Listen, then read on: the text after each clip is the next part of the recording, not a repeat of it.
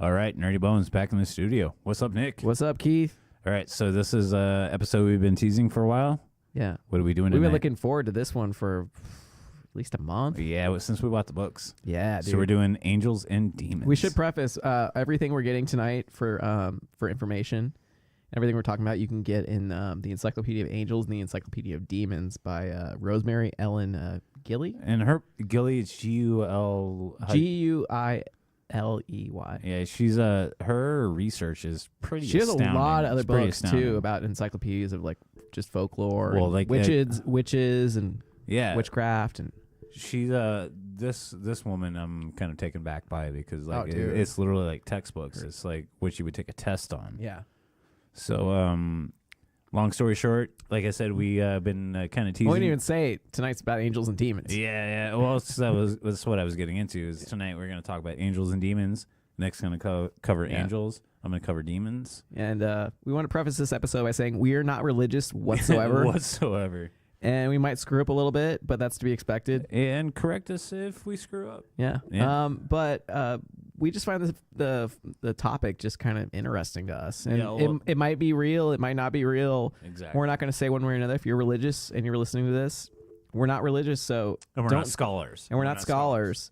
So don't take this as like we're trying to put out some religious podcast. We're not. We just Right. find this subject really interesting. Exactly. Same thing with like my true crime stuff. Like I'm not. We are kind of treating this like in a way like folklore. That's actually a great way to phrase it. But at the same time we're like this could be real, this could not be real. We don't know. This episode is just based on our individual research, and we'll just go from there. Yeah, like so. Yeah, that's a good way to put it. Actually. Yeah, that this episode is based like on the books that we bought, the books that we read, and what we're researching. Yeah. So without further ado, they are perhaps the most mysterious figures in the Bible, and among the most captivating. Angels. Throughout history, these divine messengers from heaven have established a spellbinding hold on the human mind and comforted the human heart. What is the secret of their ageless power over our imaginations? Neither gods nor mortals, the very nature of angels in the Bible remains a source of intense controversy. Are they male or female? Are angels merely messengers of God, or do they shape the destinies of humanity? oh, If you recognize do they shape the destinies of humanity? maybe. I mean, it could. But if you recognize that voice, it was actually Jurassic Park. Every time I hear the voice now, it's like that was fucking Jurassic Park. Spared no expense. Spare no expense. We spared no expense on that because we didn't pay anything for it. It's a YouTube video. So let's get this rocking, man. First topic of the night: angels. Angels. I wanted to actually go into kind of what angels are. Yeah. That's kind of where I wanted to go with it first, and then I'm going to get into Enoch. Okay. And the books of Enoch a little bit. And we're going to do more episodes on this topic. We are. As we read more of this. Next month, we're going to do one about the angels and demons of Supernatural. That's going to be awesome. Which we're really looking forward to. But anyway, yeah, I'm getting Enoch. I'm going to go into the Watchers. And then I'm going to finish it off with Nephilim. And I've got some stuff to say which about are actually the offspring of the Watchers. Exactly. Well, the big thing, forgive me real quick. Yeah. The big thing about Nephilim is they are the offspring of angels and humans, and like that's where you get giants from. And there's a big, I'm gonna drop this. I'm gonna drop it. There's a big thing in the Sasquatch culture about Nephilim. Okay. So continue. Something to look forward to. Yeah. So yeah, I'm gonna start off with angels are pure spirits and immaterial with immaterial intelligence. Okay. And they are more numerous than all material things, like in creation, pretty much. And in the Bible, it states that there are 1,000 times 1,000 and 10,000 times 10,000. And it's meant to say that the true number of angels surpasses the limit of human understanding. Okay. Infinity. And pretty much. Yeah. There's an infinite amount of angels. They are incorruptible and pure spirits. They cannot die, decay, break up, or be substantially changed. And they only assume bodies as instruments through angelic power. Because they're not allowed physical bodies, right? As far as we know, we only know it from like Supernatural. Supernatural be brought up a lot during this episode, by the way. But this is just kind of the way we know about angels and demons. That's really where we got our kind of... It's kind of our core material. Yeah, our core knowledge. And yeah, the only way like an angel can possess a human, as far as we know, they have to be willing. The human has to be willing to be possessed. And angels get their knowledge directly from God at creation. So they don't need to learn anything. That's fucking amazing. Like if you subscribe to that, that's the word of God. Yeah. Well, and but here's the thing though, like through the decrees of knowledge, only certain angels get like certain knowledge. Like they follow a hierarchy. So yeah, they only receive knowledge which is fitting to their status and service. So one angel might not know what another angel knows because they're not of a higher rank. They have different jobs. Exactly. Yeah. And they don't need to know like what some other angel might need to know. Yeah. It's another thing is they can't they don't know future events. Like only God can know like the future. Right. So that was one thing I actually found kind of interesting. Well, because if you subscribe to that, God is the one that decreed everything. Exactly. And an angel is not a place, but rather contains a place, which is kind of like, what? Yeah. I really kind of don't know how to explain that. I don't know what that means. That's just what in my reading and what I took from the book. That's what it was. What's said. Yeah. But another thing I got was they are as tall as the Mediterranean, have a face like lightning, eyes like torches of fire, arms and feet like bronze, and a roaring voice. That's awesome. So that's actually a better way to describe them. That's awesome. Yeah. So like if you were like right in front of one, it would be very, very. Well, you couldn't perceive them pretty much because they're so huge. Yeah, exactly, and like they're skyscrapers upon skyscrapers. Yeah, exactly. Pretty much. I didn't mean to interrupt. I just no. That's a good way. No, because if you were to see one in front of you, it'd be something that you couldn't even. All you would see is like their feet, pretty much. Yeah, exactly. And that's how you'll get into later about the Nephilim, and I've got a lot to put in on that. Yeah. So continue. Some more. Continue, my good more friend. on them. They can't be in several places at once, like God. God's everywhere. God's everywhere. Okay. And two angels can't be in the same place at the same time. Really? Yeah. I did not know that. Yeah. I'd love to be able to explain that a little more, but I can't because there just wasn't enough into the book. We just started reading these books. Yeah. There's just so much in here. It's tough to really pull out what you need to. And angels can't know another's thoughts. Okay. They can't read minds, and if they want to learn, they want to know anything, they have to talk to like another angel or human just to find out. So they're in a way they're pretty much just like us. Yeah, with wings and are divine. Yeah, yeah. That's the long and the short of it. That's the long and the short. But of one it. cool thing is they do have free will, which is interesting. Yeah, which is interesting because God gave my grandfather was an Irish preacher. Yeah, and one of the big things he says God gave us free will. Mm-hmm. So, and that was and I'm sure that's one thing most people would think was angels don't have free will. Like, actually, you look at maybe Supernatural again, and we're gonna they had to follow like his word or whatever. Yeah. Or you actually look at Dogma, the movie Dogma. Yeah, was they don't have free will for the most part, or they have to like they're they have to bow down. Like they can't humans are able to do whatever the fuck they want, but angels can't. Well, if you look at Catholicism, angels are soldiers. Mm-hmm. So that's kind of. So they shouldn't they shouldn't be able to do what they want. Exactly. They're under command. But I mean, one of the interesting things is it's most likely that the angels and the world were created at the same time and not angels first. Okay. And that's one thing with Lucifer and Supernatural is like they or really with even Dogma for that instance is they're always like, well, he created us first and then but he favored the humans. Right. It's like, so why do we have to bow down to these humans? They came after us and Well, the big thing is that we're mortal. Yeah. And the angels aren't. Yeah. And then and they were created, and the last thing I want to say was that they were created in heaven. Mm-hmm. Kind of given, but that was just the last thing I had down in my notes. So the next thing I wanted to get into was Enoch. And most people know, like, if they've heard of anything about angels, it's usually from Enoch. It's like the books of Enoch. The books, yeah. And there's like I believe there's 3 books. Yeah. And I'm not gonna go through all the different chapters of the books because there's a lot. Well, like, again, we're not scholars. Yeah. And like I personally myself found a 3-hour YouTube video on Enoch where you can listen to. But the books of Enoch are also called the Chronicles of Enoch. Mm-hmm.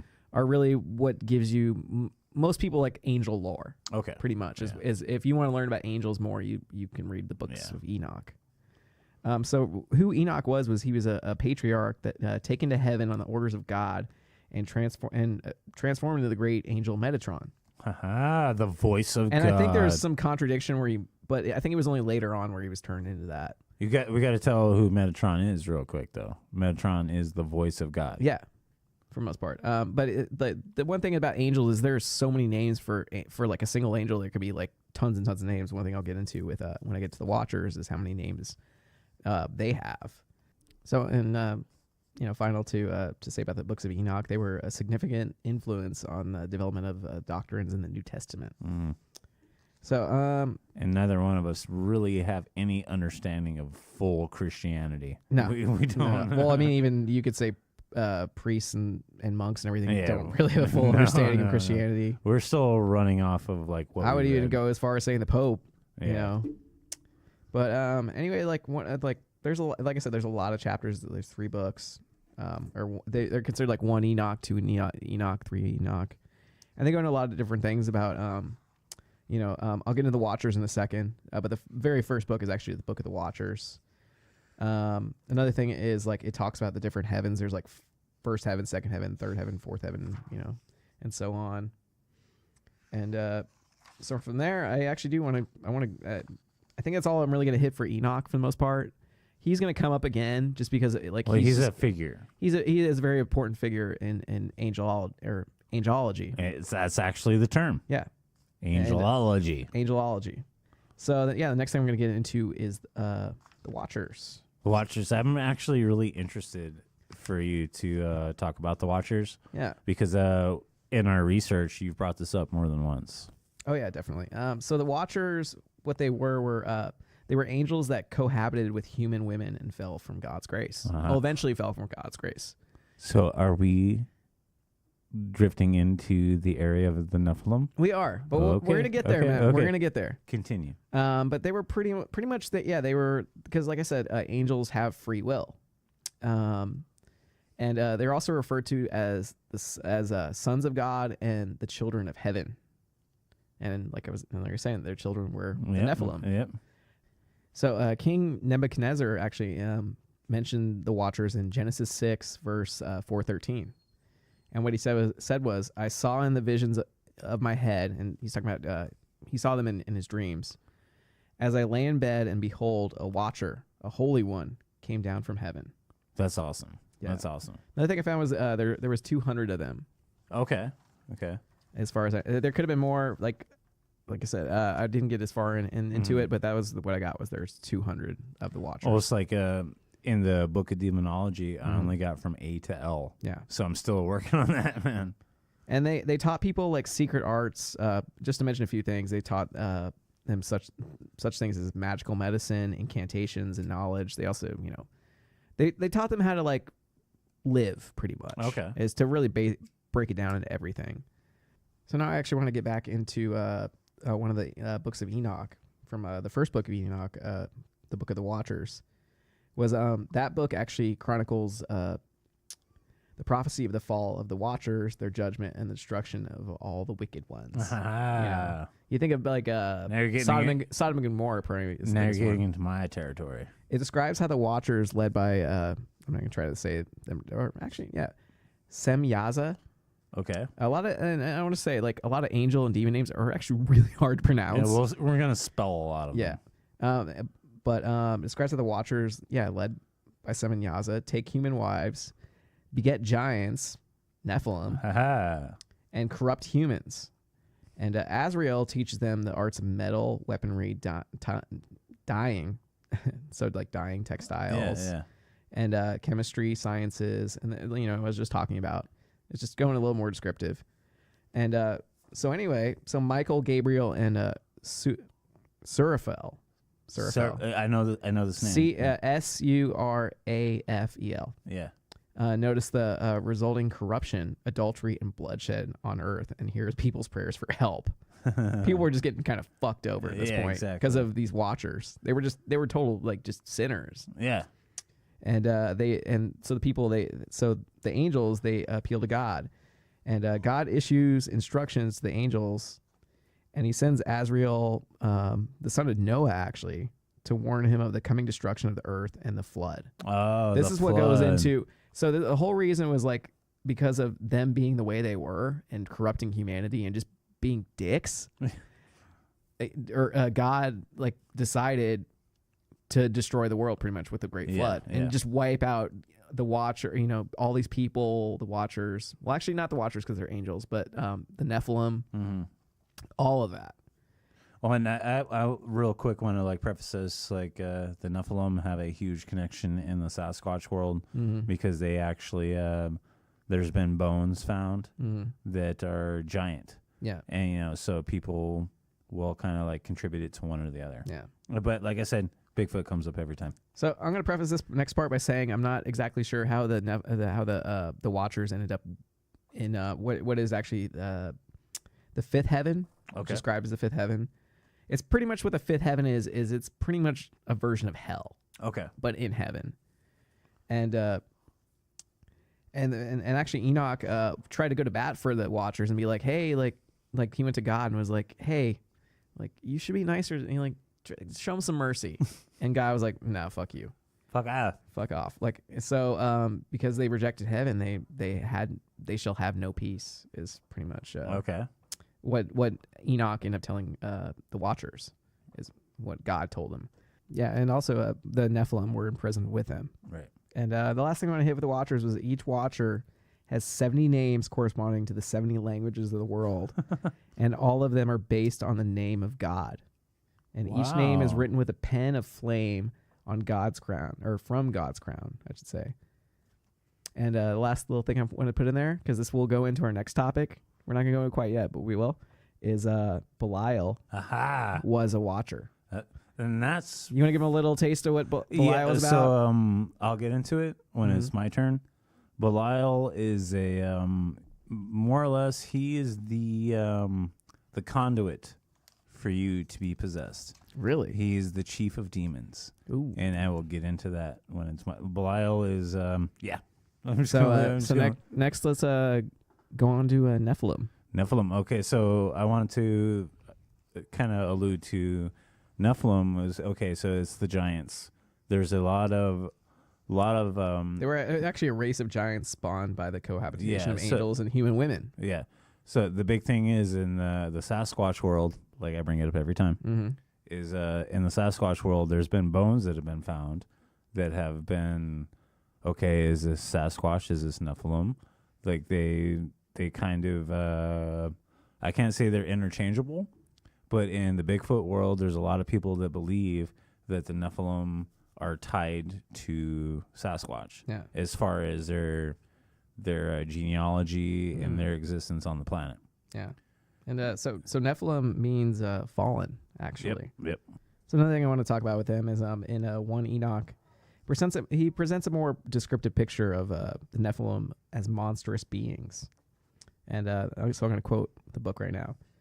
And the woman became pregnant and gave birth to great giants, whose heights were over 300 cubits. Which I'm not sure how what a cubit is. These giants consumed the produce of all the people until the people detested feeding them. So the giants turned against the people in order to eat them. Wow. That's one thing actually. Yeah, it didn't bring up. They were cannibals. Well, I wouldn't say cannibals, but they ate people. So.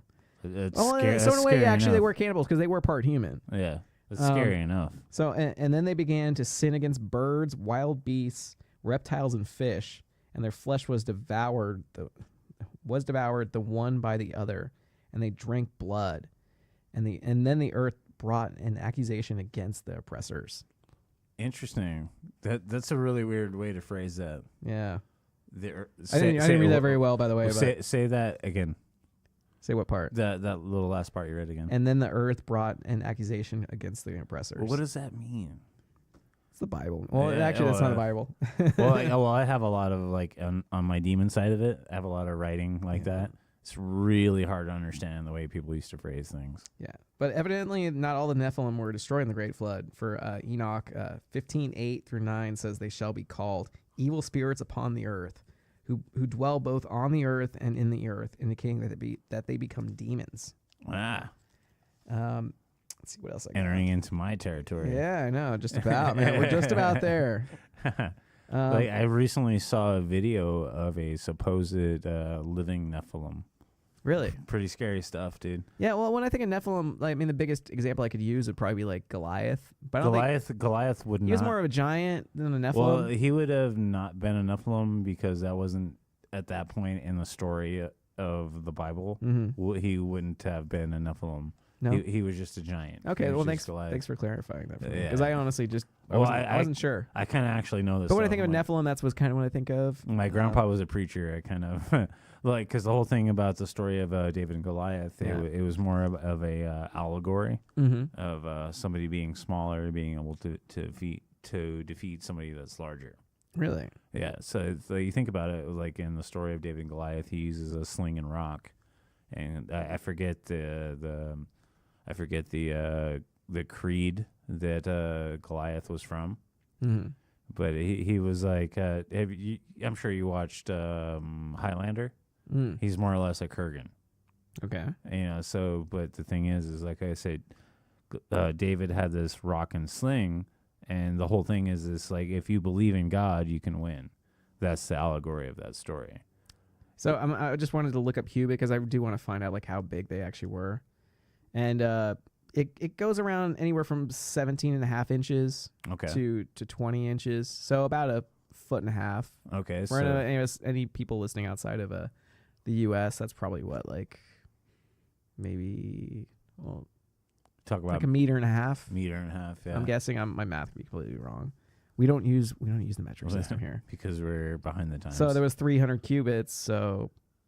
God, dude, that's like 30 feet tall. Is it? Yeah. Okay. Yeah. I'm glad you were able to figure that one out, not me. Yeah. But I did just kind of want to give that little bit of impression. Yeah, because they were honestly probably just as tall as buildings, like skyscrapers. Yeah. Because like 300 cubics and like what you just said before, like doing the math, that's about 25 to 30 feet tall. Jeez. Yeah. And they ate people and they drank their blood and raped the land. That's scary. Yeah, Nephilim were.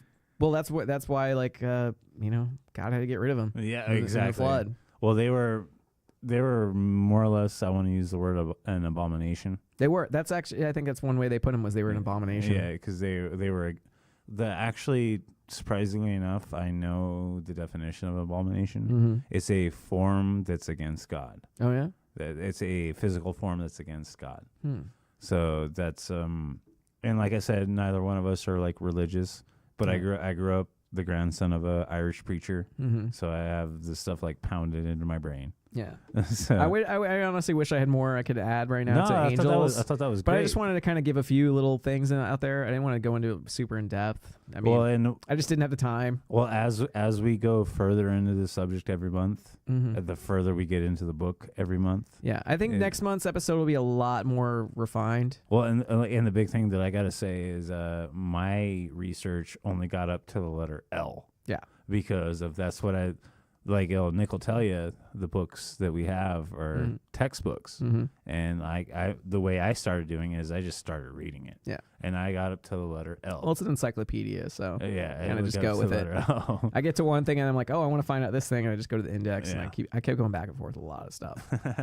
But I like going into the origins of subjects first to really, give some context to everything that comes after it. Absolutely, and I thought you really gave us some good knowledge on that. Thank you. I thought that was good. I wish I could have done a little bit better on it, honestly. Well, I did the best I could. Tonight we did an episode of Philosophical Bones. Stop beating yourself up, man. Yeah, you did right. good. You did good. You're right. You did good. You did good. So we're gonna break this one, I guess, with our segments right now. Yeah. So I'm sure if you don't want to hear our segments, just fucking fast forward. What you watching, Nick? What am I watching? Oh, I gotta look it up now, man. Give me 1 second. So, this past week I watched the final season, unfortunately, of Unbreakable Kimmy Schmidt. Oh, I fucking love that show. Oh, dude, it was so good. I really love the way they ended the show. I haven't watched it yet. I love Ellie Kemper. She's so hot, man. Dude, so hot. Let's whisper that. But she's so fucking funny. Yeah, she's got this goofy funny. All that whole cast, man, they're so fucking funny. Yeah. The guy who plays Titus. Yeah, he's just so. It's such a good crazy, show. It's such a good show. Like the entire cast is good. Oh, what's Carol Kane? Yes, Carol Kane. Because she's always playing like this crazy chick. She's great. She's so great. I love that crazy chick. Yeah. Yeah. But I did like the way they ended the show. I haven't seen it yet, so I don't know. Yeah, I think it's 6 episodes. So it's gonna be the final season. No, it was. Yeah, this was the final season of it. I wonder why.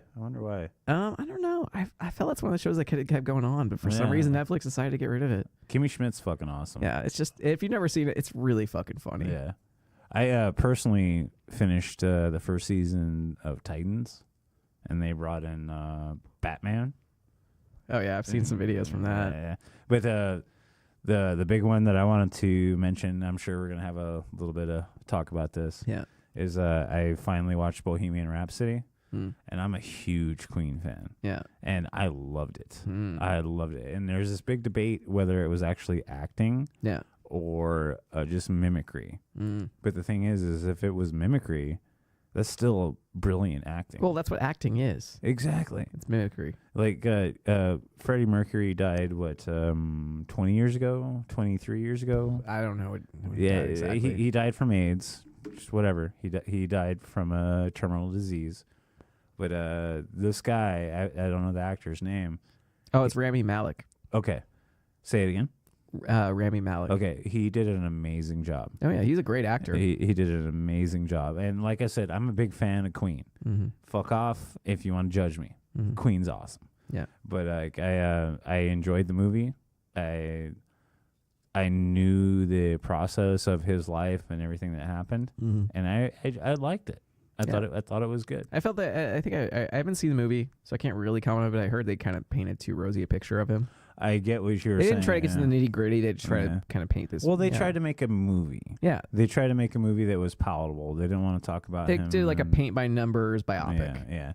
They didn't want to do all of his like sex parties and stuff like that. I would have rather learned about that stuff. That would have been more interesting. Well, I personally know about that because I'm a fan of the band. Yeah, I don't want the rosy picture. I want the nitty gritty. Give me the good with bad. And I guess from the movie it was more like the good. Yeah. They get into some of the like somewhat bad, but yeah. Well, the big thing is like The Doors. You look at the movie The Doors. That was like the good and the bad and the ugly. Yeah, and the ugly. A lot of ugly there. Well, like the big thing with like Freddie Mercury, like towards the end of his life, he had a lot of very questionable sexual things. Oh yeah, he did. So he ended up contracting AIDS, and which at that time in the Americas and that was the gay disease. It was the gay disease. Thank you for putting it that way. And like so, nobody wanted to help. Yeah. And like, I'm only saying it's the gay disease because that's the way it was referred to. Exactly. And like, I actually watched a video of him when he was like at the end of his life, and he was still trying to perform. Yeah. Like so. I love people like that who like shout out Freddie Mercury. Well, fuck yeah. I love people who do, like you see that happen a lot with performers, with artists. Is like when they're getting even closer to death and they know they're about to die, they still just fucking keep going at it. One we got coming up in a couple weeks is Bill Hicks. Yes. Bill Hicks, he performed up until like pretty much the day he just couldn't perform anymore. Same thing with Mitch Hedberg, which is going to be the same episode. But like the big thing with Freddie Mercury that I have to say is like he was a performer that made a big impact in my life, and I to see this guy portray him, I thought it was amazing. Under Pressure is still one of my all-time favorite songs. Under Pressure. I love that song. Under Pressure. I loved. You want to know my favorite? Was the theme song for Flash Gordon. Oh, Flash. I can't believe we did that in unison. He's the savior of the universe. So we're gonna move on to. No. You didn't give me a chance to like talk more about what I'm watching, man. You always do this. That's every episode. That's my problem. That's I got one we're both going to be able to talk about, which is I watched the Bundy tapes. Oh, yeah. Dude. And it's about like Ted Bundy like talking to a reporter. Which blew my mind because of how... Well, yeah, it goes into like, who he was. You got to hear him talk. Yeah.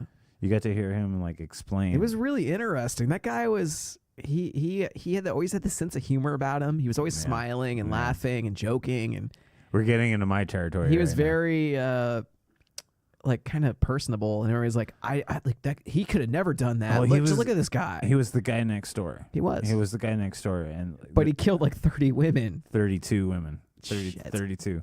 And the thing is, his crimes were hardcore. Oh yeah. Well, one thing about during one of his trials was he, because we would act as his own lawyer. Yep. He would have other lawyers with him, but he somehow got the right to act as head lawyer, even though he didn't have he actually was a law student. Yeah. But at one point he's interviewing like the one of the main cops where he showed up to a scene of the murder, and he's like asking him to give the jury like every single gruesome detail, and in a way he's like reliving that and trying to be like, yeah, I fucking did that. Because he was such a narcissist. It's insane. He was the definition of a narcissist. Oh, totally. Like he always wanted to hear his name. He'd always like, look in the papers, like everything. Well, he was... he wanted to be known. Well, him along with Richard Ramirez, which we're going to do in True Crime Corner pretty soon, they actually had a following of women. Oh, yeah. Which is... Because he was a good-looking guy. Yeah, well, Zac Efron's getting ready to play him. And like, if you know anything about Zac Efron, he's like... He's one of the most good-looking guys in the world. Yeah. So, but like he actually had a following of women they would actually go to the trials and stuff like that. Well, until he like finally like 3 days before he was executed, like he would never admit like he killed these women, and his parents like always believed him. Yeah. And finally, I think when like his mom was told like he did those things, she was just kind of like. She didn't say anything. Yeah, well, and he actually... Because she defended him up until then, saying, like, there's no way my son did this. Well, and actually until his actual execution, they walked him up to Old Sparky. Yeah. And he actually cried. He was actually in tears. Well, he didn't want to die. He didn't want to die. And what was his last meal we were talking about? Oh, like steak and eggs. Steak and eggs. Yeah, which is what they served, I guess, to death row inmates. And their last meal. Just so you guys know, you don't get to pick your own. It was executed in Florida, I believe. Florida. Yeah. I don't have the exact year because I didn't like write it down. Because after I have to be like on point with what I'm talking about right now. After the Dahmer episode, I actually got comments from a true criminologist.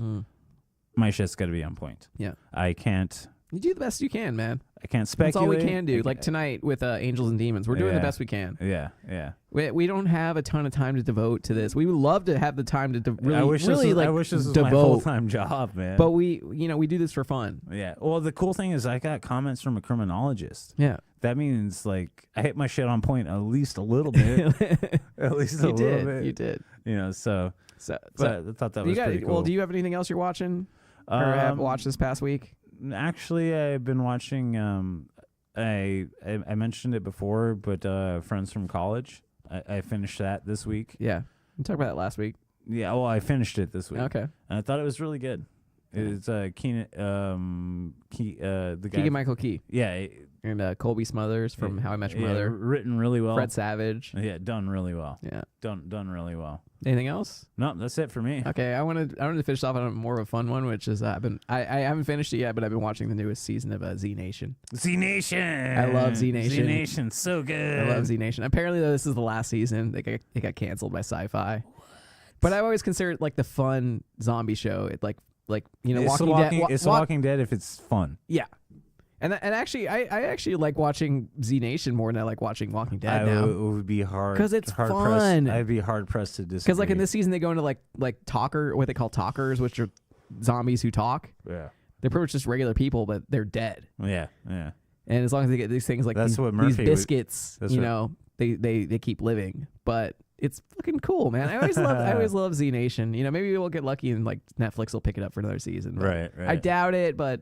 Did you ever watch Van Helsing? Oh, yeah. Van Helsing was really good, too. Yeah. I watched that on Netflix. Yeah, that's a good one. Yeah. I think that's pretty much all I've watched this past week. So you want to hit this day in history? Yeah. So on this day in history, Gandhi was assassinated. Wait, I never knew Gandhi was assassinated. Yep. And then after that... That just shows you how much I know about Gandhi. The only thing I ever think about Gandhi is Gandhi was kind of a horrible person. Which is kind of funny because most people think Gandhi is like such an amazing person or whatever, but he was like he denied like his wife like penicillin or something, like, and she died when she was from that. sick. Yeah, like he was not like the best person. Yeah, and so after that, he did a lot of good, but after that he let his wife die. He also, I'm not gonna go on record here to trash. Some Indians are gonna be pissed. I'm not gonna go on record here to trash Gandhi. I'm not really trying to trash Gandhi. I'm just giving you a little bit of what I know about him. And unfortunately for me, I only know the bad shit. Yeah. So I'm gonna just hit the next subject. I'm sorry, I went there. So in 1933, the Lone Ranger debuted on Detroit radio. Okay. Yeah. That was the very, very first time. Back when they did like radio shows. Yeah, he was like right up there with the like War of the Worlds. Oh, okay. So like the Lone Ranger had his own radio show in 1933 on this day.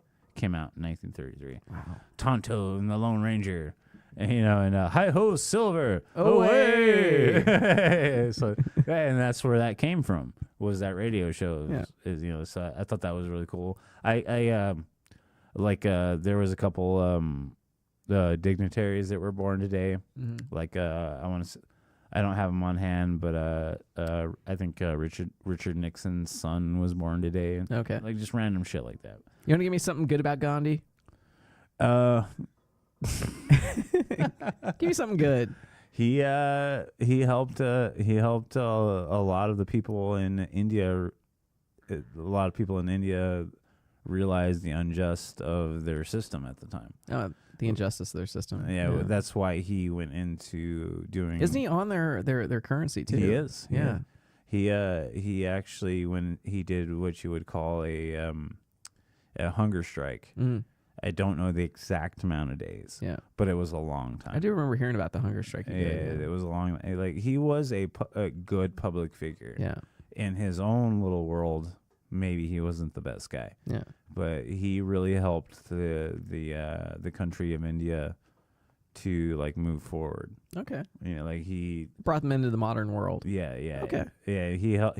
I wanted to make sure I got some good out of. Yeah, I didn't want to. Well, he helped express the people deserve equal rights. Yeah, that was his big human thing. Rights. Yeah, human rights. Yeah. Human rights.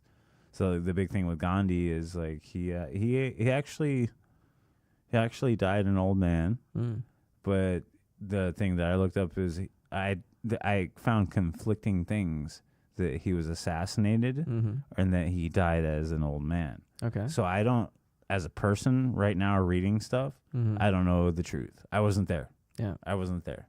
Okay. Well, how did they say he was assassinated? Through a gunshot. Okay. Gunshot wound. But the other thing is he just died an old man of being a guru. The word it would be guru, and just practicing Hindu. Okay, and that's I don't know 100%. If I knew 100%, I would be teaching classes. You'd probably Google it right now and find out. Yeah, I'd be teaching classes if I knew 100%. We should just Google it and find out right now. Well, those two things are the things I found through Google. Through Google. I'm gonna take your word for it, man. Yeah, I'm not gonna BS you. Yeah, I know. Anyway, let's fucking move on. Yeah, so let's. We've hung enough on Gandhi. So let's get into demons. Oh, demons! Our next topic of the night. Demons. So Nick tends to do the light side. I do. I tend to do the dark side. Yeah, you do have a very dark side. Don't know. Hopefully he's not on a watch list right now. I am on a watch list. You're like, I'm sure I'm on a watch list. Even your neighbor chat was like, you need to stop buying these books, dude. Like somebody shows up, they might accuse you of murdering someone. Like, I didn't murder anybody. I've never done anything wrong. I would never do that. It's like, well, you're buying these books and you subscribe to these murder podcasts. Like, they might put you in jail, dude. Be careful. So anyway, So we're gonna move on to demons, my brother. Yeah, let's do it. 3, 2, 1. Of God, Tell me your 6 names! We are the ones who dwell within. Ni hushohen betokai sukrian habitabit in Rome. Enoi kesa parothen in Judai. Ikmiglio anablial. And I am Lucifer, the devil in the flesh. Oh, dude. You want to preface where that clip's from? That clip is from the movie The Exorcism of Emily Rose. And like one of the reasons I picked that clip is that she mentions Belial. Belial? Belial. Okay. So, like, she says Belial. Yeah. Okay. Like, and I forget the exact phrasing that's said, but in that actual clip, the Aramaic phonetics is "My name is Belial." Oh, okay. So like that's simple. I only know that because I looked into it. Yeah. So I want to start with Faust. We're all about our research. Yeah. Well, we try to be. We try to be. So He's better at it than I am. I'd totally give him that. So I'm going to start with Faust. Yeah. Faust was a man born in Germany, actually portrayed in a Shakespearean play. So Faust was this guy that was... well, not just a Shakespearean play, but it was a pretty big book. Oh, yeah. I thought about reading that at one point. It's like a 2-part book. Or yeah. It's a very long book. In fact, I actually have a line tattooed on me from V for Vendetta about Faust being the devil. Well, he actually his name can be synonymous with Mephistopheles. Okay. So that, but I'm talking about I mean I'm not talking about the demon. I'm talking about like the character in the book. Oh, Faust himself. I don't know the character who in the book who beat the devil, but oh right. Well, I don't know. I'm not even 100% sure what the book is about, but I just kind of wanted to mention that. So Richard Faust was his name, and so basically he was a what you would call an aristocrat. He was gluttonous. He was arrogant. He just wanted to do everything, to have everything in his life. Okay. So he ended up actually going to the crossroads. Ah, the crossroads. The crossroads, and conjuring a demon. So like bury a box in the sand type thing. That's exactly it. Supernatural again. Yeah. So he basically went and made a what's the word? A pact. Okay. Made a pact with a demon to and the demon's pact I'll get into later was 24 years. But the big thing is that he went and decided to give his soul for 24 years of whatever he wanted. Yeah. For 24 years he got to have whatever he wanted. I want to ask this. I'm totally like interrupting you. No, but if you had the opportunity to kind of get whatever you wanted for 10, 24 years. Nope. If it meant your soul. Nope. No? Not even close, dude. Because of the reading I've been doing. No. Yeah, I don't think it's worth it for 10 years or 20 years. Yeah. Even 50 years. Think about even 60, 70, 100 years of whatever you wanted. Eternity is not a fucking... I wonder what would happen if you said you wanted to be immortal. We get your soul after 10 years. I want to be immortal. Well, what happens then? There might be a demon out there that would give you that, but there would be a catch. Yeah. That'd be an interesting one, though. So anyway. I think there would be a catch to that. Even if you decided to be immortal, there would be a catch. You might have to suffer during your immortality. It's you're immortal, but your flesh is going to rot. Yeah. So eventually you will just be a walking skeleton. Exactly. So there was 3 conditions to Faust's deal. Okay. And I have them right here. So the first condition is he would become the devil's property in 24 years. The second condition, he would sign his own name in blood. The third condition... They always need blood. Yep. The third condition is he would renounce his faith in Christianity. So right there, he had to... That wouldn't be hard for most people nowadays. They've already done it. Yeah, well, he had to, in blood, renounce his faith. He had to, in blood, renounce his faith to Christ, the quote-unquote Christ. And then in the deal, the specific devil, the thing is you got to remember the phrase devil doesn't always mean Satan. the devil, like a devil is a demon. Yeah. So in that point, the devil that he was dealing with revealed his name as Mephistopheles. I'm going to spell that out. Mephistopheles. Mephistopheles. Yeah, you actually that's actually a villain in Marvel Comics. Yes, it is. Yes, it is. As well. And the big thing with Mephistopheles is he's actually was charged with being the demon that did the devil's deals. Oh, yeah. So he was the number one Crossroads demon. He is 100% the Crossroads King demon. of the Crossroads. Yeah. Like he was the one that went about, like, say somebody went to the Crossroads and invoked the demon. Mm-hmm. Mephistopheles was the one that showed up. Oh, okay. So what I want to read next is the pact that Mephistopheles made with Faust. Yeah. So what I have here, as I'm reading directly from the book, the words are weird because people wrote differently then. Yeah. So I decided to have Nick read this out because I kept reading it out and it kept coming out funny. Yeah. So Nick, read this. Well, I'm gonna do my best to read this. I'm probably gonna stumble. It's fucking hard. I'm probably right? gonna stumble a couple times because this is pretty long, but we really wanted to have this in the show. Yeah. So to keep going with this. It's hard, dude. So it goes, I, Johann Faustus, Doctor, do publicly declare with mine own hand in covenant and by powers of these presents, whereas mine own spiritual faculties having been exhaustively explored, including the gifts dispensed from above and graciously imparted to me, which is kind of cool. It's like, right? You know, he's like, you fucking gave me these gifts. Yeah. I still cannot comprehend. So he's just like, I don't know why you're giving me this stuff. And whereas it being my wish to probe further into the matter, I do propose to speculate upon the elementa. And whereas mankind doth not teach such things, now before have I summoned the spirit who Caliph himself. As you guys can tell, this is not easy words. Caliph himself, Mephistopheles,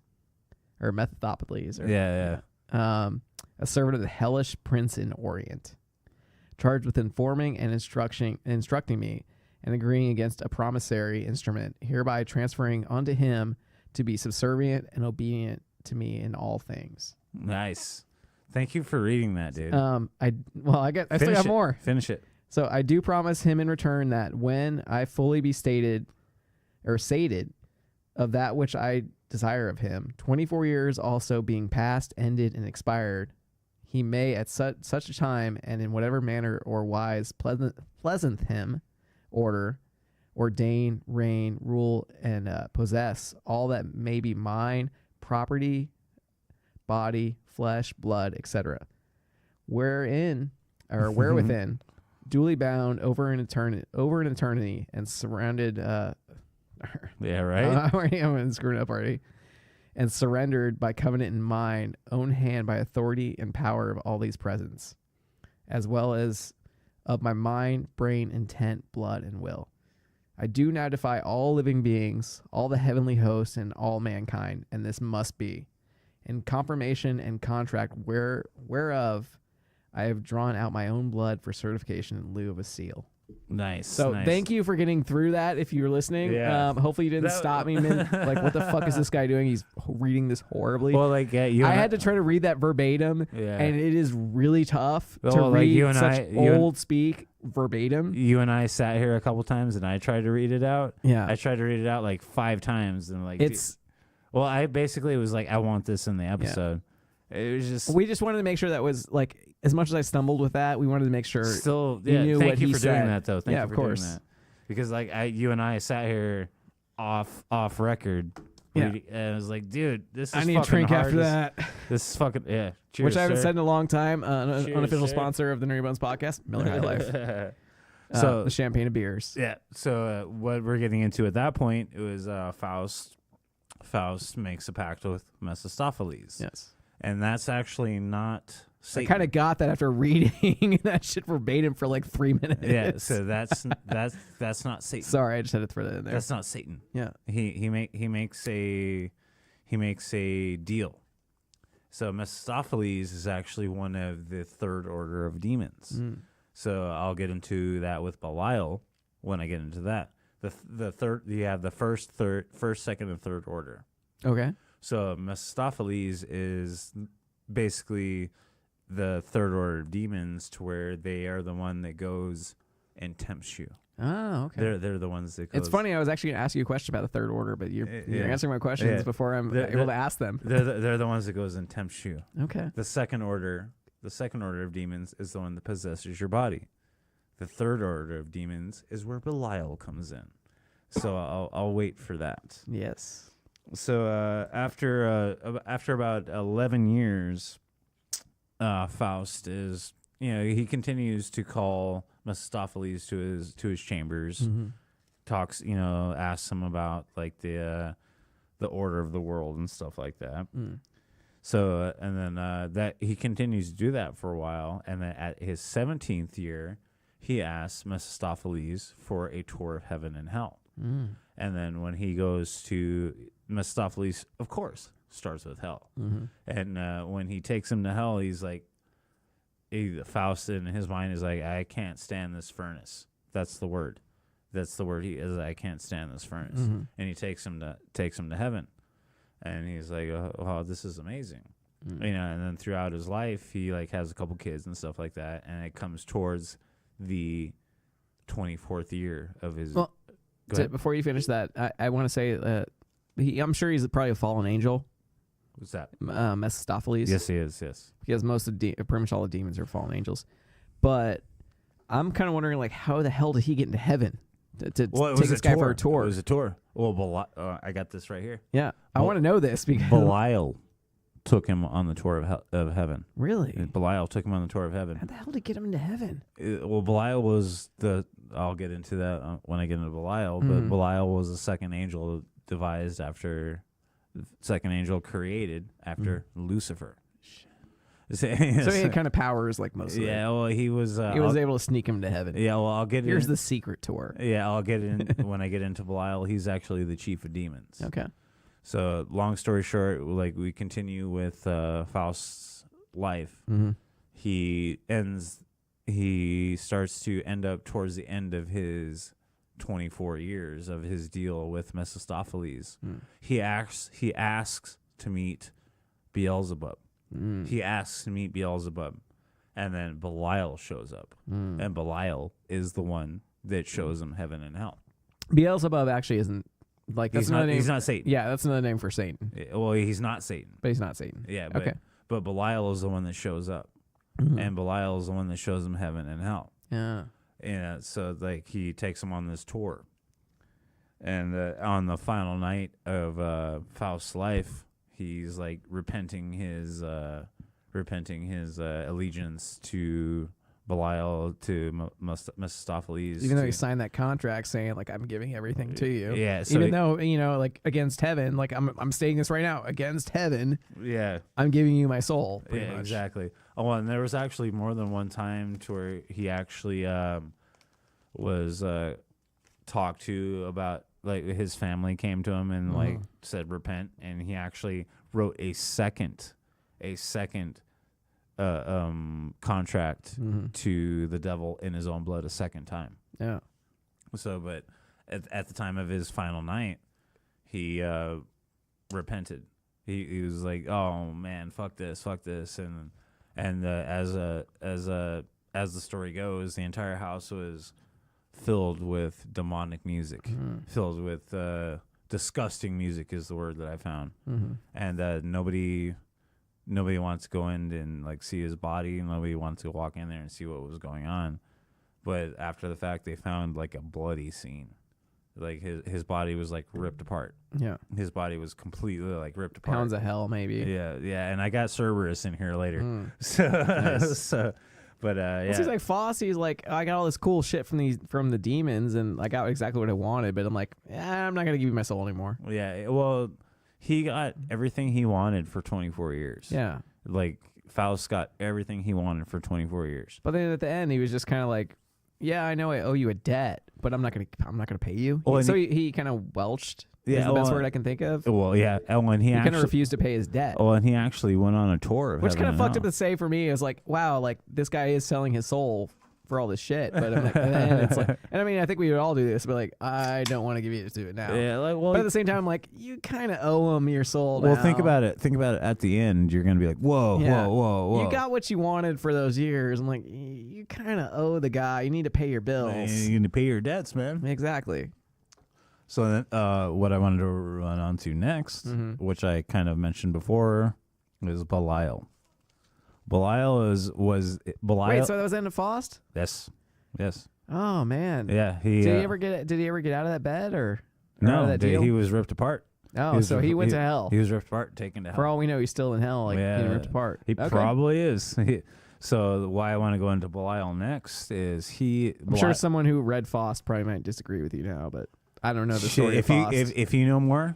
Well, because like I said, I have a tattoo that actually talks about like from Faust about beating the devil, and it actually says it's in Latin, but it's that I got from V for Vendetta, but it means by the power of truth I will living and conquer the universe, and it was actually it was described as like that's how like Faust beat the devil. Yeah.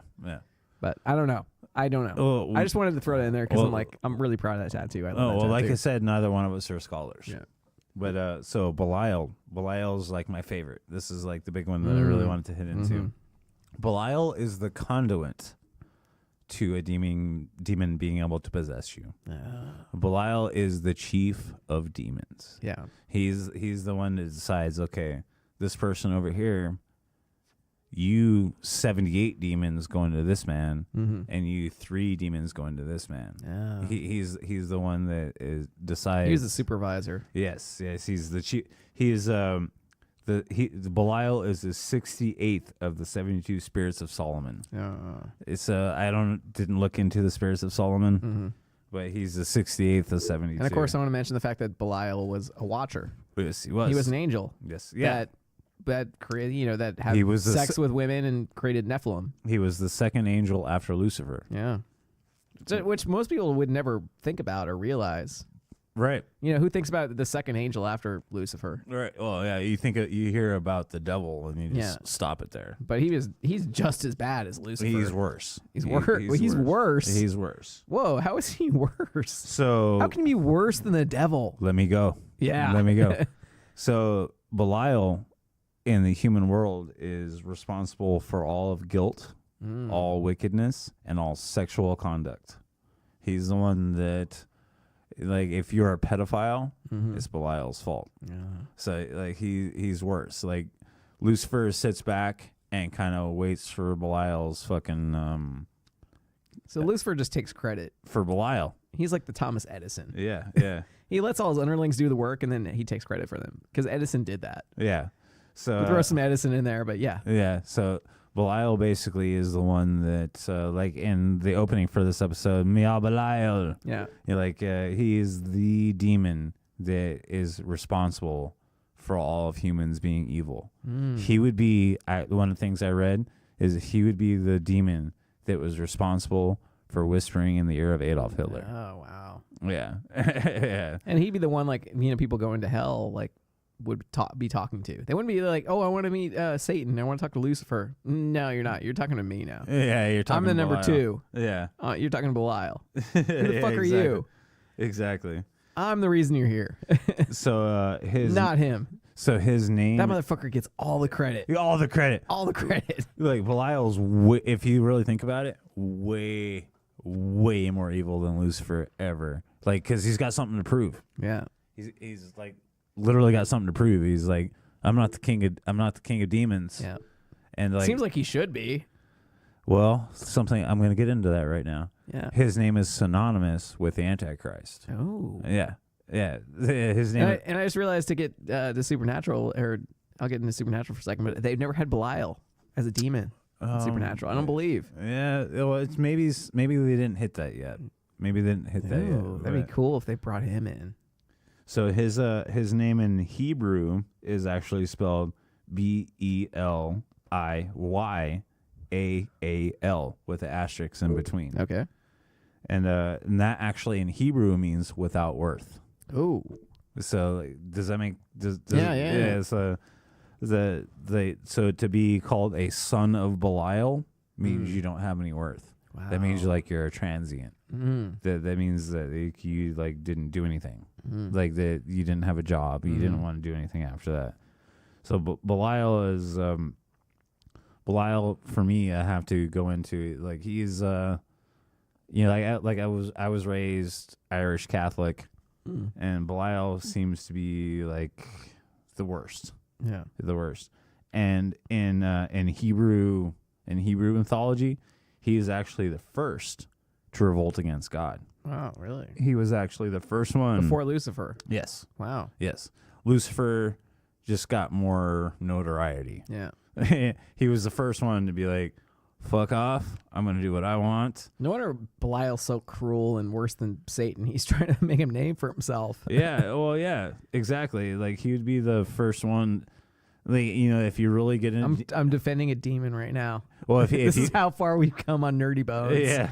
So, like, if you get into demonology, Belial is the worst it can get. Yeah. Belial is, like, literally the worst you can get. Like, that's as bad as he's in... If you really get into real demonology, if you're not a Christian, Belial makes Satan look like he's a tryhard. Like, that's really... Shit. So he's got 3 names in Hebrew. The 3 names in Hebrew are Belial, the Prince of Darkness, and the King of Evil. Wow. Yeah. You gotta wonder, like, this thought just came to me, like, he must have had a chip on his shoulder, too, because he used to be a watcher. Yeah. And he used to be an angel and have all his power. And, of course, he had free will. Yeah. To come back to the angels. It's kind of cool how I'm, like, kind of blending those two together right now. Exactly. With me. But, he definitely had a chip on his shoulder. We're like, God fucked me over. Yeah. But actually, this is where I get some contradiction with my research and your research. Is they say the Watchers were like confined to the fifth heaven. Fifth heaven. Yeah. So I kind of wonder how like Belial ended up in hell. Yeah. Well, the thing in my research. But maybe that was one of those things. But Watchers are also fallen angels. Yeah. So they could have just been cast down. The big thing with Belial, a few of them. The big thing with Belial in my research is I'll spell it out just so you guys, if you guys ever want to look it up, it's Belail. Okay. So the big thing with Belial in my research is he's the worst of the worst. Yeah. Somehow Lucifer got tutelage above him. Okay. I don't know how. Like through my research, he's just on a different level. He's probably the chief of the demons. Yeah. It's like I talked about knowledge with the way that God imparted knowledge as soon as like they were born, pretty much. Like they just knew everything, but they only knew what they needed to know. Right. So. And the last thing that I want to touch on with Belial is he was notorious for tricking magicians and giving them power.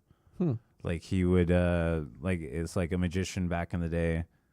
He would give them ability to create illusion and saying like, okay, I'm going to give you power, and not knowing that they were selling their soul doing that. Oh yeah, that's the ultimate demon trick. Right yeah, there. He would give them the ability to like create illusion and do tricks, but they wouldn't know they were signing a contract for their soul. Exactly. Yeah. Exactly. Like so that's the end of Belial.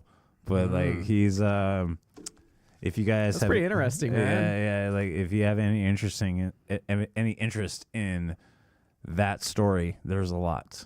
Yeah. Belial is literally the demon of demons.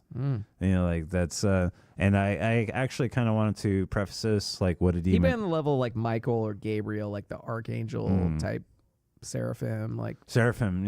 Yeah. He'd be in like the top echelon of angels, if compared to demons. Well, he would demons compared to angels. He would have at any point be able to take over as the Lord of Hell. Yeah. He somehow Lucifer got maybe he's happy with that though. Maybe he likes doing the dirty work. Exactly. Exactly. So he likes being able to go to Earth and possess people. Yeah. He doesn't. He gets to do the dirty work, and because Satan he just likes gets to sit on the throne and just be like, what's going on today? Yeah, Belial, what are you doing? What you doing? I guess Satan or Lucifer is just fucking lazy. It's not that he's lazy; he's smart. We'll do that. We'll do that on another one. Yeah. And on that actual phrase right there, we are not religious. Yes. I'm not a Satanist. I hope people had already realized that by now. Yeah. So the next, I want to get onto the Baphomet. The Baphomet is the symbol of Satan. Oh yeah. It's half man, half goat. Have you ever seen the Chilling Adventures of Sabrina? They have a Baphomet statue. Yeah. Where he's like next to two children. The Satanic Church tried to do the statue in front of like a Capitol building of the Baphomet, which actually sued Sabrina for that. Yeah.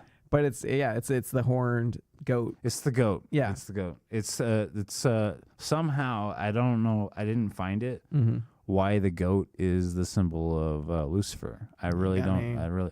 But one of the really neat things I'll get into later is like in the Baphomet, they have the Baphomet has the pentagram on his forehead. Yeah. And in tiny little letters, it spells out Leviathan. Huh. And I'll get into that later. Yeah. But the Baphomet was an idol actually made from human skulls. Whoa.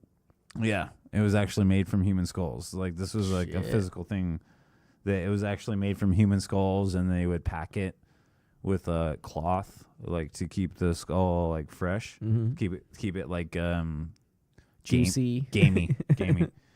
And the crazy thing was that.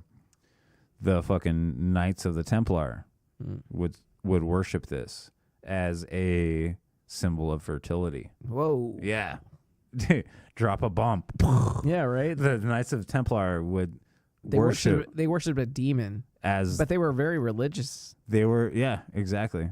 You're kind of blowing my mind right now, man. I got this out of this book. Wow. Yeah, the Knights Templar would worship this idol as a idol of fertility. And the thing is it would have a pentagram or pentacle and be made out of a human skull. Yeah. So like that's kind of a big deal. Yeah, definitely. Yeah. So like the big thing with the Baphomet is they actually got adopted by Anton LaVey in 1966 as in the Church of Satan. And like Anton LaVey was the founder of the Church of Satanism. Okay, I just want to. And the Church of Satanism is like, if you really want to get into it, the Church of Satanism it really has nothing to do with religion. No, it's about like being a heathen. Okay, and like it's every time people think of like the Church of Satan, it's like not anything with their life. It really doesn't. I remember an episode of like Metalocalypse, which I fucking love that show, and they actually went to the Church of Satan, and it was like some like pretty much just a regular church. Well, and they're just like, "Hail Satan!" They'd say a bunch of stuff and be like, "Hail Satan!" And it was like, "Hail Satan!" And it was like, this is fucking the church of, of Satan. Like, what the fuck is like? This is just normal church. Well, if you look into, I don't really know anything about the church. Well, I do though. Okay, so you look into the Church of Leviathan Satanism. It has nothing to do with God or Satan. The whole thing about Satanism in today's theology is it's just to do what makes you happy. Okay. It's about like I'm not opposed to that. Like if going to the bar and drinking beer makes you happy, if staying home and reading a book makes you happy, that's Satanism and Levianism. I think someone would argue against just staying home and reading a book is Satanism. But well, no. What I'm trying to say is what makes you happy is anything. It's just the practice of Satanism. Yeah, it's whatever makes you happy. Okay. It's whatever. If it's having sex with 3 girls in one night, it's the same thing. As far as Leviathan Satanism. Okay.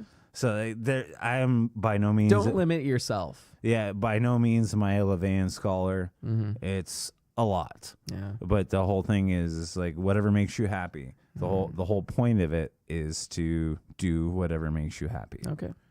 So I like how we're showing the huge difference between angels and demons. Yeah. I mean, obviously, I didn't give as much. Like you did a lot. Well, dude. I'm saying like to give like the context of the way that like I didn't necessarily portray angels as being like really like holier than thou, like very like I can do no wrong type figures.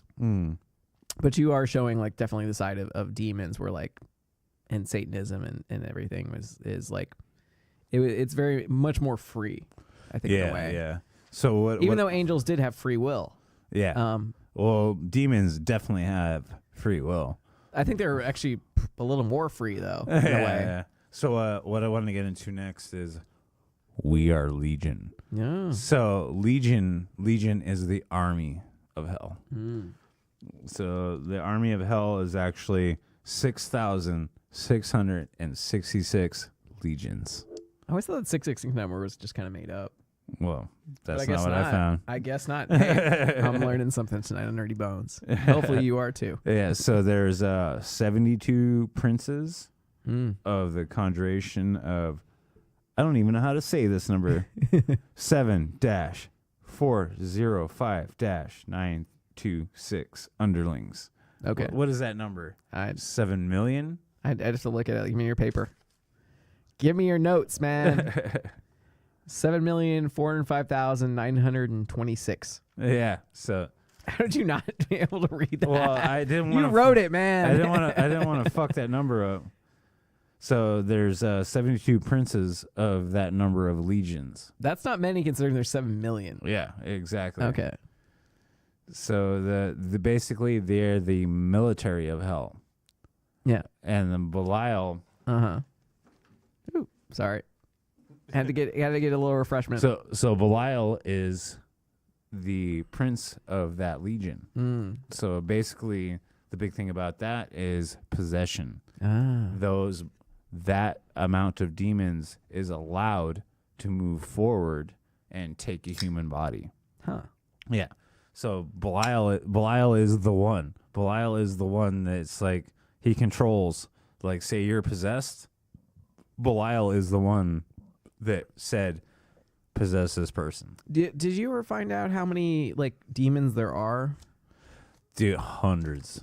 Is it on the level of angels, honestly, where we can't fathom the amount of angels that exist? There's no way to, like, in like Catholicism. Well, it's like a million. I think it was like 1,000,000 times 1,000,000 and then 10 million times 10 million. Well, like the type thing. Well, like the number that you just read out for me. The 72 generals. That's just about like demons possessing a person, though. Yeah, it's not even about the amount of demons that are like exist. Well, like I specifically looked up like the demons of murder, sloth, stuff like that, and there's like specific names for each one of those. Yeah, but I think demons are. How do I phrase this? In the world of demons, I think human beings have more demons than they have angels. And that's saying something too. Well, I mean, pretty much the amount of angels I kind of saw was like it's pretty much an infinite amount. Yeah. Well. So I'd probably say something about demons. There's an infinite amount of demons. Well, and one thing actually we read at one point for both of us was that for every angel or every demon of something, there's always a counter to them. Yeah. So absolutely. if there's a demon of murder, there's an angel to counteract that. Yeah. If there's a demon of sloth, there's an angel to counteract that. There's always a counterbalance. If there's a demon of murder, there would be an angel of life. Yeah. Exactly. And probably the same thing with like, because there's like angels of murder, I think, or something like that. Loki. Yeah. Loki. Well, that was like a trickster. No. You're thinking of Norse mythology. Oh, yeah. And in Christianity, Loki is the right hand of God. Really? Yes. Man. I don't have the book in front of me anymore. Yeah. Loki is the right hand of God. He's the... Maybe I'll have to do that for the Supernatural episode. Yeah. He's think about Jay and Silent Bob. Like they did. That's right. Dogma. Yeah. Loki is the right hand of God. He's the angel of murder. He's the angel of justice. Yeah. Wasn't he a demon in that? No, he's an angel. So like there's like the word Loki kind of gets thrown around. I always love that name, Loki. Loki's. Would you ever name your kid Loki? I had a bong named Loki. Yeah. It'd be a cool name for a kid. Like you name your kid Loki. Yeah. But like that, the big thing with him is it's Loki was this character that's in Christianity and Judeo-Christianity is he's the right hand of God. He's justice. He's justice. He's the one that is he on one of the top tiers of angels? Yeah, absolutely. Oh, okay. He's the one that rains down God's decree. These people fucked up. We're gonna send in Loki. We're gonna send in Loki. And, and then I think Jacob was after that. And I grew up with, like I said, a fucking Irish preacher grandpa. Yeah. So I know this stuff. Yeah. I'm glad you do. I don't have much experience. I was baptized Catholic. Been to Catholic church, a bunch of times. Just did not like it. Did not absorb any of it. My grandpa, I remember my grandpa, he let me play his organ. So that's the music. It was the Savage Beast. So I remember he used to tell me these stories of Loki, Agamemnon, stuff like that. These are stories that my grandpa told me. Yeah.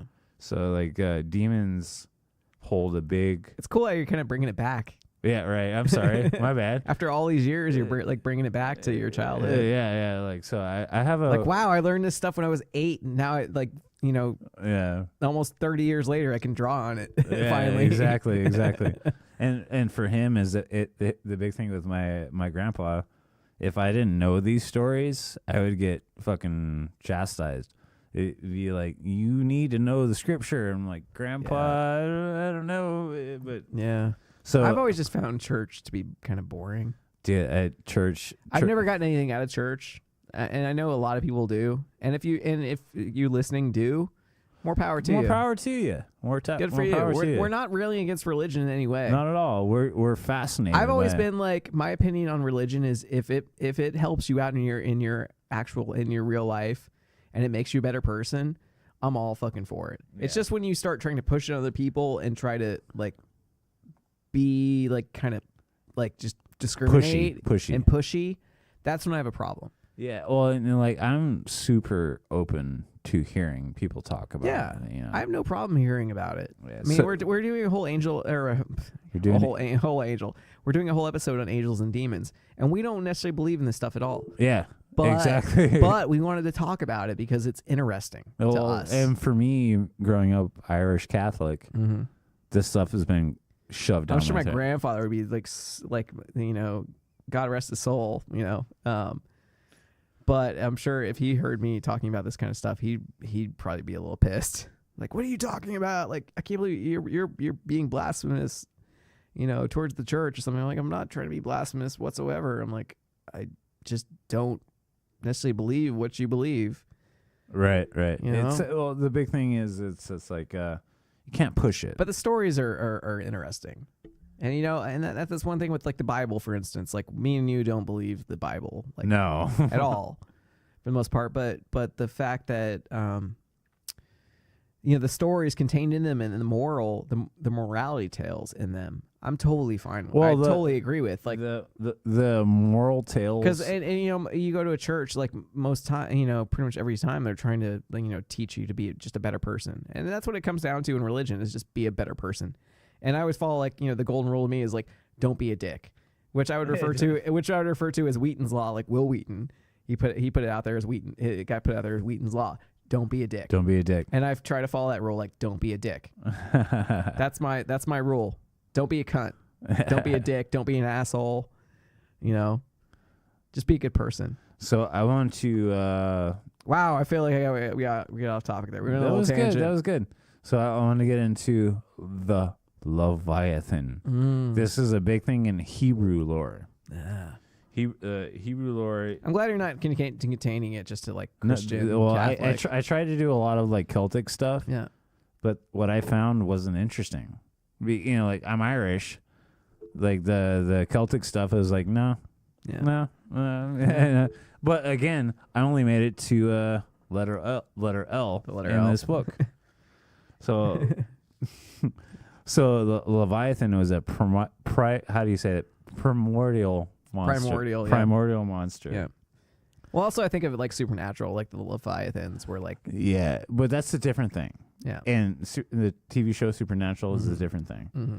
So the Leviathan was a seafaring monster. Okay. It was it was basically shaped like a whale. And that's where you get the book of Jonah of Jonah being swallowed by the whale. Oh, okay. So like, Jonah was running away from God. He was literally running away from God, and then created a tempest in the ocean that Jonah was in, and he actually got thrown overboard. The people, if you subscribe to this story, the people that were on the boat with Jonah realized it was him that was the cause of this. Yeah. And they threw him overboard. Shit. And then the Leviathan swallowed him. And 3 days later, God made him vomit up Jonah to atone for his sins. So if he, I'm not going to get into the book of Jonah. Yeah. There's a lot. I'm not, like I said, I'm not a preacher. I don't know these things. I don't know the exact stuff. Yeah. I think we probably hit the limit of prefacing that enough. Yeah, but like I said, I'm getting. We just keep pushing it though. We just want to make sure. Dude, like after the comments I got on Jeffrey Dahmer, I'm fucking gonna be like, I'm not. Yeah. I'm not a scholar. Yeah. I don't know this stuff. Yeah. But like, Jonah was vomited up from the Leviathan after 3 days, and one of the things I thought was really interesting in the reading that I did was that the Leviathan, the Leviathan was a whale-like creature. Okay. Basically like a whale. He would actually surface himself and make himself look like land. Okay. And then sailors would. It's kind of a shapeshifter. Yeah. Okay. And then the sailors would beach themselves on the Leviathan, and then he would drag them down to the abyss. Oh, it's almost like sirens in a way. Yeah. From Greek mythology. Yeah, so like the Leviathan for me, since I suffer from galeophobia, which is the fear of sharks, would be the scariest thing ever. Oh yeah. It would be the scariest thing ever. But I would also never put myself in the situation to be on a boat. You're afraid of the ocean. I'd be like, fuck off. We're never going to SeaWorld. No. So we're going to Disneyland. We're going to Six Flags. We're going to ride all the roller coasters. Never SeaWorld. But never SeaWorld. So I want to end. You'd have a lot of fun though, like watching, like seeing some killer whales and some seals and stuff. Not for me. I think you'd enjoy seeing Not for me. those little shows. Not for me. Even though it's pretty fucked up how they still do that. I got to put that out there. So I want to end up. I want to end my my part on this with Cerberus. Yes. Cerberus is the three-headed dog of Hades, which is actually from Greek mythology. And one of my favorite stories is Hercules. Hercules and Mercury went down to Hades, and Hades is the place and the name of the god. Yeah. Well, Hades is just another devil, pretty much. Basically. So Hercules went down to the river Styx, and he was presented with a challenge that if you can beat Cerberus. Okay, I got to say what Cerberus is. Yeah. Cerberus is a three-headed dog, the leader of the Hounds of Hell. Oh, okay. He's the leader of the Hounds of Hell. So he was presented with a challenge that if you can beat Cerberus without weapons, if you can subdue Cerberus without weapons, you can save your wife, which is Hercules' wife died. Hercules' wife died. So he took it on himself to go down to Hades, physically wrestle Cerberus to bring her back. One thing I think of Cerberus is actually King Ghidorah from Godzilla. That's right. They look very similar, except for the heads aren't like dragon heads; they're dog heads. So long story short, of course Hercules won. Yeah, Hercules won. That was one was the Seven Labors. Seven Labors. Seven Labors of Hercules. Yeah. So one of the other things that I thought was really interesting is Cerberus was very violent. He was unpredictable and violent. So when you died, a lot of your family members would actually bury you with treats for Cerberus. Oh yeah. Well, also like the ferrymen in Hades. That's different, though. You put the That's coins. different. That was different. That's okay. different. That's different. Okay. You would so what you're talking about is the coins on the eyes to cross the river Styx. Yeah. Well, you mentioned the river Styx. That's why I mentioned Well, it. you would put coins on the eyes to pay the ferryman, Yeah. which I didn't. I neglected to write down the ferryman's name. He's got a very specific name. Mm. But the other thing that they would do was put treats as like sugar cakes. I didn't know that. Yeah, I didn't know this part. They would put sugar cakes in your pocket to be a treat for Cerberus. Well, even in Egyptian mythology, or they did that like with the ferryman, and like they bury you with stuff to pay your passage. Yeah, to pay your passage. Well, also so you'd have food in the afterlife. Exactly. But I thought it was really interesting because I'm a dog lover. Yeah, like they would bury you with a treat for Cerberus. Like, here you go, buddy. Yeah, like, here you go. Like here. And they called them sugar cakes, and I'm not quite sure what a sugar cake is. And it's probably just a cake. Yeah, it's probably just something super. You should have picked up that Celtic cookbook earlier. Oh, today. Dude, yeah. Dude. So I went to the bookstore earlier, and we were looking. That was such a good trip. It was, but there was a Celtic cookbook, and I was like thinking like, you should pick this up, man. Yeah, that's my jam. Just ancient recipe, old recipes. Where it would probably describe a sugar cake. Yeah. But I'm super happy with what we did tonight. With yeah, Angels dude, definitely. And Demons. I think you definitely did a lot better than I did. Oh, dude, you can't say that. Yeah, I know, but I just kind of wanted to put that out there. Yeah. But I think both topics were interesting, and I think what was cool is we had a little crossover where I was able to like kind of throw a little bit in. I am Belial. Yeah. So that was good on that part. So as we go forward, we're gonna get further into this encyclopedia we both bought. We're gonna have, like I said, where we got to for me in particular, as I only read up to L. Yeah. That's literally all because I've been like reading it. Next month we're gonna do Angels and Demons of Supernatural. I'm gonna do Lilith, brother. I'm gonna do Lilith. We're huge fans of Supernatural, so we want to cover probably about maybe 5 demons and 5 angels from Supernatural, and really just kind of get into it. I'm gonna do Lilith. I'll probably do Lucifer. Yeah. Well, because I'm still in the L's. Yeah. But like, I'll probably do Lilith. And I'm definitely doing Crowley. Yeah. I'm definitely doing Crowley. So that's gonna be awesome. I might get like Michael and Raphael, Ariel. Yeah. I think it would be a big one. You got maybe a little bit of Metatron. You got to do Castiel. Yeah. Even though we don't have a direct. Even though I'll say it right now, Castiel, and I'll repeat he's a made up angel. He was not like I looked for Castiel, and he was not like an angel. Like the closest one that came to it was Cassiel. Cassiel, and I think he was like an angel of like a day of the week or something. Yeah, a Wednesday. Yeah, Wednesday. Yeah, but I'm gonna look a little bit more into that. Maybe he will relate to another angel that just has a different name. Maybe Supernatural use their own phonetic way to say it. Maybe. But angels have so many names too. And there's so many you look more. at an angel, they a lot of times they'll have like I talk about with the Watchers, they have like 80 different names for 80 different languages. Yeah. I think is what it was.